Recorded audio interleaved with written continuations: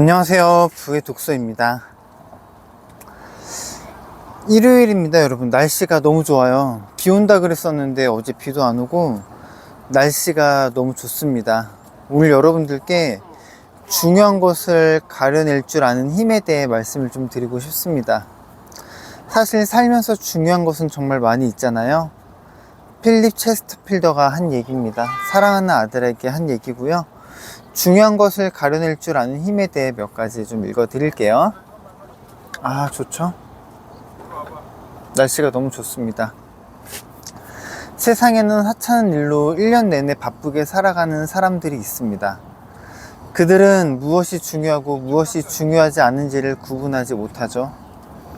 그래서 중요한 일을 전념해야 할 시간과 노력을 사소한 일에 써버리곤 합니다.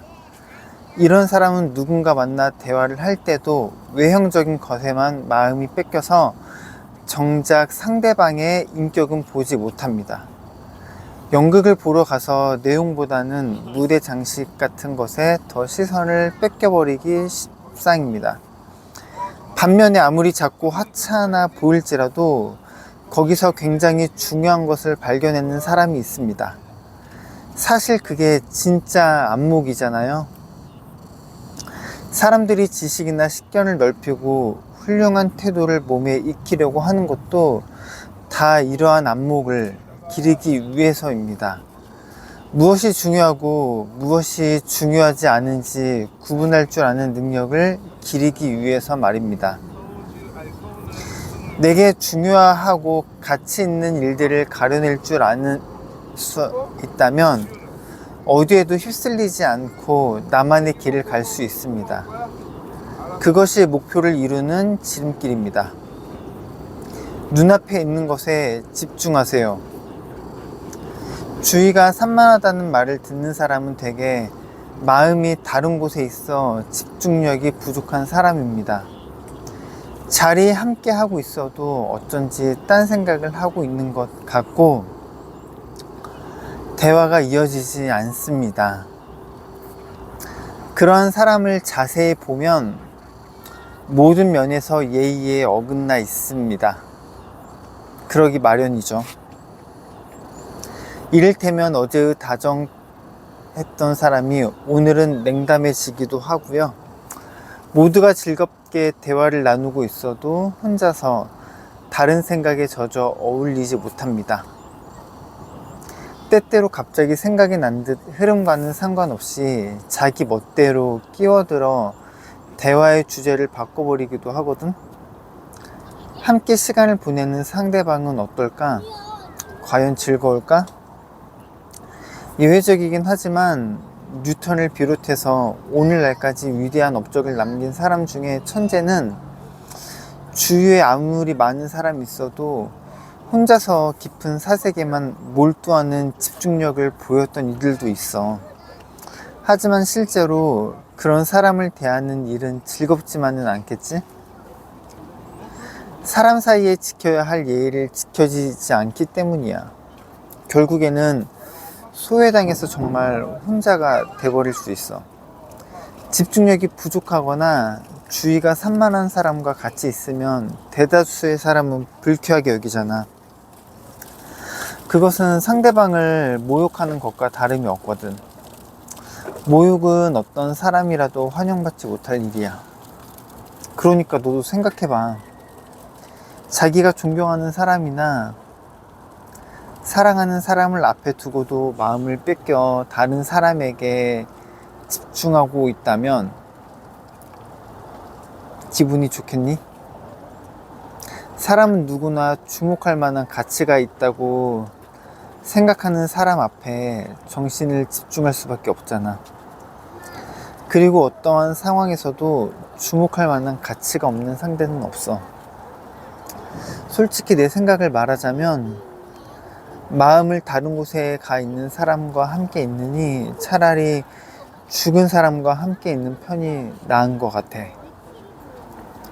적어도 죽은 사람은 나를 바보 취급하지 않거든. 그런데 함께 있으면서도 주위가 산만하고 정신이 멍해져 있는 사람은 나를 주목할 만한 가치가 없는 사람이라고 무언으로 단정하고 있는 셈이야.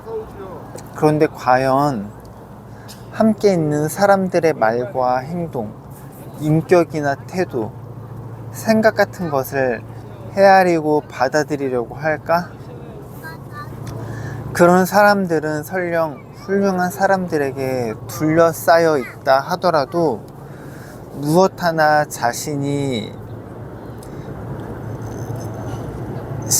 얻을 것 없이 시간을 허비해버리고 말 거야. 아마도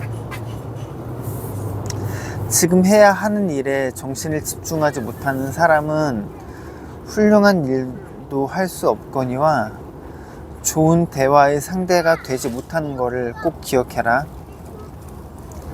너무 깊은 사색에는 빠지지 않도록 해. 조나단 스위프트가 쓴 걸리버 여행기를 보면은 걸리버는 세 번째 여행지 공중섬 라퓨타에 도착해. 거기서 여러 사람을 만나는데 그 중에 언제나 깊은 사생에 잠겨 있는 철학자에 관한 이야기가 나오거든.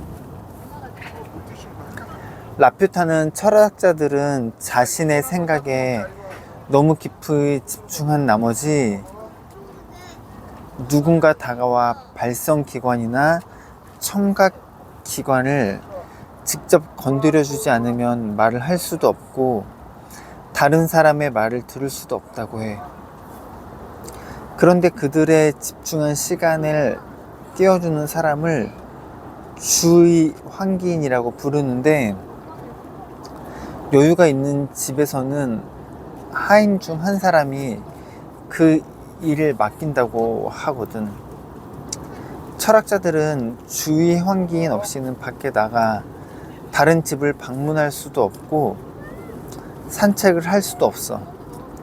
앞에 걸려 넘어질 것 같은 돌부리가 있다면 눈꺼풀을 가볍게 건드려서 그것을 알려줘야 되고 잘못된 길로 가고 있다고 소리쳐 알려주지 않으면 언제 발을 헛디딜지 기둥에 머리가 부딪힐지 모르거든. 또 길거리를 걸을 때는 언제 사람에게 부딪힐지 언제 계집을 발로 걷어찰지 몰라. 물론 나는 너가 라퓨타의 철학자들처럼 되리라고는 티끌만큼 생각하지 않아. 하지만 세상에는 그저 자신만의 생각에 빠져 그것 외에는 아무것도 보지 못하는 사람들이 많거든. 당장 주위만 둘러봐도 다른 사람이나 처한 환경에 지나치게 무심한 사람이 분명 몇은 있을 거야. 누구나 살면서 한 번쯤은 주위를 둘러보지 못할 정도로 깊이 생각하는 순간이 있어. 그렇다고 해도 꼭 기억해야 되는 게 그것이 부주의함의 면죄부가 돼주지는 않는다는 것을 기억했으면 좋겠어. 지혜란 받는 것이 아니라 우리는 그 누구도 대신해 줄 수 없는 여행을 통해 스스로 지혜를 발견해야 하거든. 마르셀 프루스트가 한 얘기야. 지혜를 받는 게 아니라 우리는 그 누구도 대신해 줄 수 없는 여행을 통해 스스로 그 지혜를 발견해야 돼. 내가 너에게 하고 싶은 말은 자기만의 생각에 빠져 주변 사람들을 혹은 그 순간에 헛되이 보내지 말라는 거야. 눈앞에 있는 것에 집중하라는 거야. 주의가 산만하단 말을 듣는 사람들은 대개 마음을 다른 곳에 있어 집중력이 부족한 사람이고 그 누구도 그런 사람과는 대화하는 것을 원치 않아. 때때로 갑자기 생각난 듯 흐름과 상관없이 자기 멋대로 끼어들어 대화의 주제를 바꿔버리기도 하고. 이런 사람을 누가 좋아할까? 데일 카네기가 이런 얘기를 했어.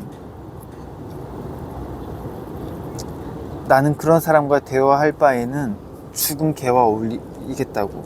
왜냐면 죽어도 죽은 개는 당신을 눈앞에서 개무시하지 않으니까. 그래서 중요한 것을 가려낼 줄 아는 힘이 되게 중요하다고 얘기를 하는 거야. 알겠지? 오늘도 여러분 일요일입니다. 좋은 하루 보내시고요. 날씨가 너무 좋은데 여러분께서 원하시는 하루 보내시기를 간절히 바라고, 저는 내일 더 좋은 영상으로 인사드리겠습니다. 끝까지 시청해 주셔서 감사합니다.